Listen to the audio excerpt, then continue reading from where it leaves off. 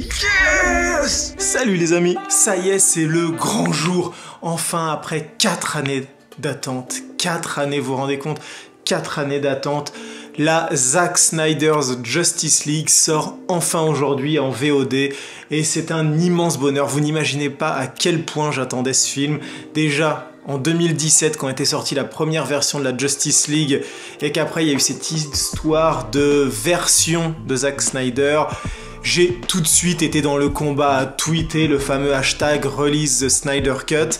Et donc ça y est, après ce lobbying, j'ai envie de dire, le film est enfin disponible. On va pouvoir découvrir la version de Zack Snyder qui, après 4 ans d'attente, fera 4 heures. 4 ans d'attente, 4 heures, tout simplement. Donc aujourd'hui, je me lance dans le visionnage de cette nouvelle version et je me prépare bien. Cette fois-ci, je fais les choses bien, je prépare tout, je me mets dans les meilleures conditions possibles et c'est parti!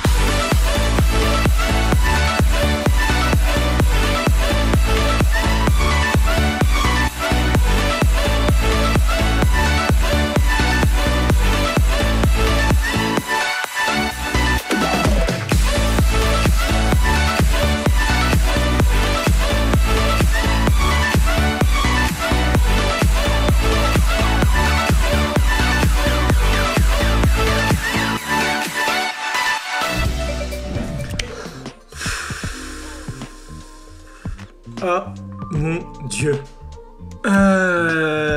On se retrouve tout de suite après la projection. Là, je viens juste de terminer la Zack Snyder's Justice League et je commence tout de suite la vidéo parce que vraiment, je veux vous donner mes impressions à chaud, quoi. Je viens vraiment juste d'éteindre la télé. Ça y est, j'ai terminé le film et j'ai envie de vous dire tout ce que j'en ai pensé.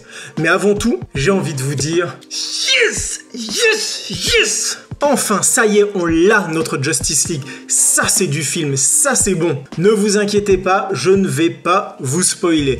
Je vais franchement rester à la surface, vous donner des impressions générales et peut-être que je ferai une seconde vidéo où je vous dirai vraiment tout, je rentrerai plus en détail pour vous parler vraiment de tous les petits trucs et là, potentiellement spoiler. Mais là, je vais vraiment rester à la surface et vous donner une impression générale. Le premier truc qui me vient à l'esprit, c'est je ne comprends pas. Je ne comprends pas quand je vois, après 4 heures de film, tout le matériel qui était disponible, toutes les scènes, tout ce qui avait déjà été tourné, parce qu'au final, les reshoots, ils n'ont pas été si nombreux que ça.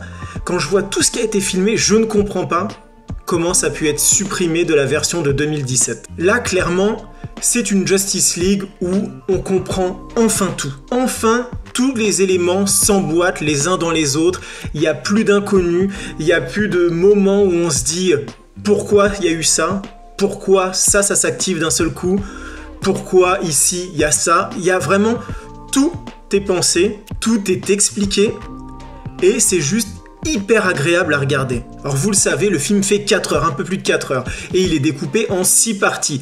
Je dirais même 7 parties, puisqu'on a donc vraiment 6 parties, appelées vraiment partie 1, partie 2, jusqu'à partie 6, et après on a l'épilogue. L'épilogue qui est un peu spécial d'ailleurs, mais je viendrai en parler tout à la fin, peut-être dans les points négatifs. Ces 6 parties donc vont raconter, développer chacun des moments du film.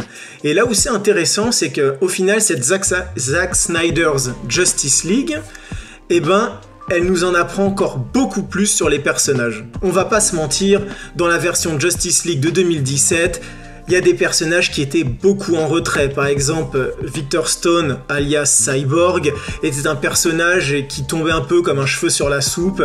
Il était là, on sait pas pourquoi, il arrive à tout d'un seul coup, il tire la gueule, il est pas content, il désactive la box. Allez, hop, c'est terminé. Barry Allen, The Flash, lui il venait, il faisait 2-3 boutades, il se pétait la figure, il n'y avait rien d'épique. Quand il y avait des scènes de combat, il était là en retrait, il disait « Oh j'ai peur, je me suis jamais battu, je sais juste pousser les gens ». On avait Aquaman qui était un ronchon comme ça, qui arrêtait pas de rogner, sauf cette fameuse scène où il est assis sur le lasso de Wonder Woman et il se dévoile à cœur ouvert. On avait Wonder Woman et on avait aussi ce fameux Batman. Ce fameux Batman qui était méconnaissable dans Justice League de 2017 comparé à la version très dark de Batman vs Superman. Et enfin, on avait Superman. Donc Superman est ce fameux Moustache Gate, où sur des plans c'était très flagrant, on voyait cette CGI qui avait été faite sur son visage pour effacer sa moustache, c'était à vomir. Écoutez, oubliez tout ça.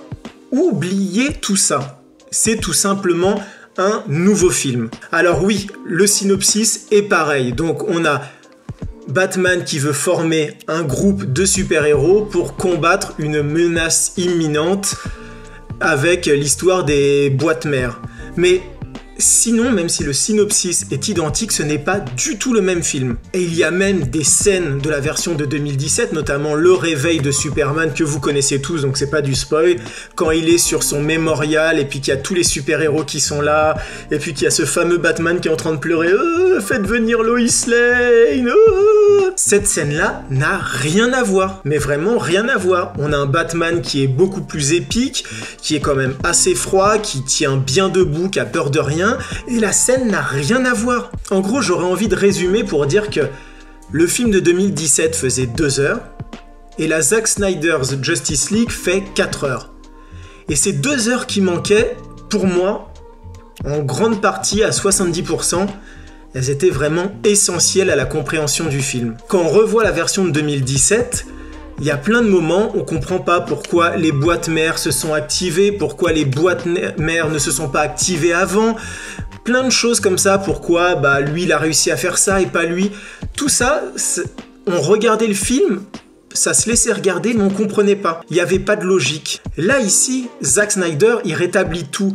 Il rétablit une logique en expliquant tout le contexte, tout le passé des personnages. On en apprend plus sur The Flash, on en apprend plus et surtout sur Victor Stone alias Cyborg, on en apprend un petit peu plus sur Aquaman, et j'aurais envie de dire que ceux qui sont vraiment pas trop remis en avant, pas trop retravaillés, c'est vraiment Wonder Woman, un petit peu Aquaman, Batman, bon, il a un côté un peu plus dark que dans la version de 2017, mais vraiment, ceux qui sont vraiment retravaillés, c'est Cyborg et Flash. Et c'est impressionnant de voir comment ces deux personnages qui étaient sous-estimés dans 2017, qui passaient, on va se le dire, pour des glands, comment dans la version de la Zack Snyder's Justice League, comment ils sont puissants. Et notamment The Flash, qui a de nombreux moments très épiques, qui vont vous donner la chair de poule, parce qu'il est tout simplement génial ce personnage. Ce qui d'ailleurs donne quand même un peu d'espoir pour la version Flashpoint, qui devrait être tournée et donc où il serait le personnage principal. Donc voilà, après je veux pas trop en dire, mais c'est vraiment un nouveau film. Mais il y a aussi des points négatifs, et là je vais y venir, et vous inquiétez pas, je vais pas trop vous spoiler, notamment le ratio. Alors oui, vous vous êtes dit, je vais être chez moi, j'ai ma télé 4K, je vais balancer la Zack Snyder Justice League, ça va bam bam bam, full, allez, bord à bord, je vais en prendre plein les yeux. Alors le format, et je l'ai déjà vu traîner, j'ai eu beaucoup de gens qui m'ont posé la question, comment ça se fait? Le film, il est carré, j'ai des bandes noires sur le côté. Oui, est-ce que c'est gênant? Non. Alors au début, vu que les télés le permettent, je me suis dit, je vais appuyer sur les boutons pour régler l'image et pour en fait zoomer dans l'image pour cropper les barres noires latérales et quitte à perdre un peu en hauteur et en bas de l'image. Et puis je me suis dit, c'est dommage, le mec, Zack Snyder, il refait un montage, il a décidé de le sortir comme ça vraiment pour avoir, parce qu'il l'a pensé avec du contenu en haut, du contenu en bas et qu'il voulait pas cropper son image. Je me suis dit c'est bête. Donc je l'ai finalement regardé dans son format original avec les deux barres noires et ce n'est pas du tout choquant. On est tellement dans le film, c'est tellement prenant qu'on n'y pense plus à ces barres noires tout simplement. Après, il est vrai que de passer de 2 heures à 4 heures, comme je vous l'ai dit, il y a 2 heures de plus, avec, j'ai dit, en gros 70% de contenu qui était intéressant. C'est vrai qu'il y a beaucoup de moments, alors qui sont poétiques, qui sont très beaux, c'est des jolis paysages, c'est bien filmé, mais j'ai envie de dire, étrangement, j'ai été capté pendant tout le film, mais vraiment j'avais le sourire ici, j'avais la chair de poule, j'étais à fond dans le film, et dès que le chapitre 6 s'est terminé et qu'on est passé à l'épilogue, j'ai pas accroché. En gros, j'ai vraiment l'impression que l'épilogue, ça a été un peu le chapitre fanservice. C'est-à-dire que c'est là où on a balancé tout ce qu'on n'arrivait pas à rentrer dans le scénario de base et que les fans attendaient à fond. Alors je vais pas vous spoiler, mais donc dans cet épilogue, il se passe plein de choses, on nous montre plein de choses, de scènes qu'on attendait tous et qu'on avait vues dans les teasers et les trailers de Zack Snyder, et qui au final là s'enchaînent bout à bout et que j'ai trouvé moins intéressante. Bref, voilà, je vais pas en dire plus, je vais vraiment pas en dire plus, je vais vous inviter forcément à aller voir le film.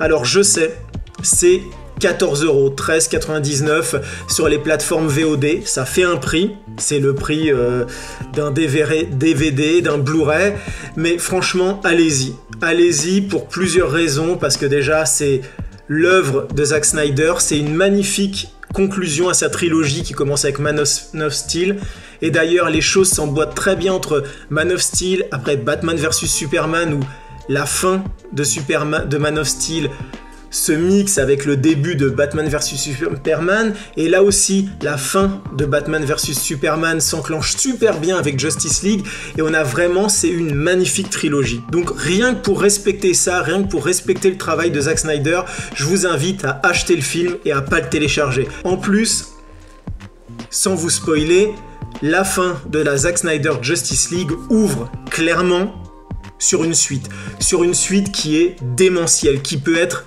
mais magnifique, mais complètement ouf. Et j'ai envie de vous dire, si vous êtes nombreux à voir le film, si vous êtes nombreux à l'acheter, et que le studio Warner Bros pète des scores de vente, peut-être qu'ils donneront sa chance à Zack Snyder et qu'il pourra nous faire une Justice League 2, parce que là, il y a du très lourd. Merci d'avoir regardé cette vidéo. Si vous avez vu le film et que vous allez le voir, regardez peut-être la vidéo, on verra. Si j'ai le temps, je vais peut-être faire une seconde vidéo. Allez la voir, je vais spoiler à mort et on pourra parler dans les commentaires de tout ce que j'ai adoré, tout ce que j'ai détesté avec du spoil. En tout cas, merci d'avoir regardé la vidéo, merci d'avoir regardé la Zack Snyder Justice League et on se retrouve très bientôt pour un nouveau film, j'espère. Ciao!